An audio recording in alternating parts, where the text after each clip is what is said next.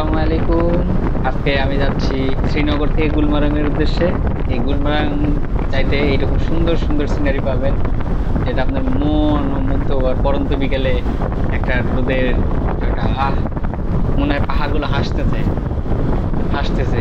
এই সৌন্দর্য দেখতে হলে আপনার কাশ্মীরে যাইতেই হবে। বলছি না কেন কাশ্মীরে যাবেন না। কাশ্মীরের প্রত্যেকটা জায়গা ভিন্ন রকম সুন্দর। এখানে লাল পাহাড়, সূর্যের আলো করে মনে হচ্ছে হাসতেছে। উফ, মাশাল্লাহ, আলহামদুলিল্লাহ, আল্লাহর কাছে শুকরিয়া যে আমি কাশ্মীরে আসছিলাম, এই অপরূপ দৃশ্যটা দেখতে পারছি।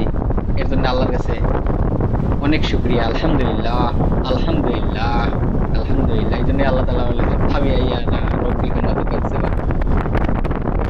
আল্লাহ কোন নিয়ামতকে অস্বীকার করবে? এই যে পাহাড়গুলো নিয়ামত।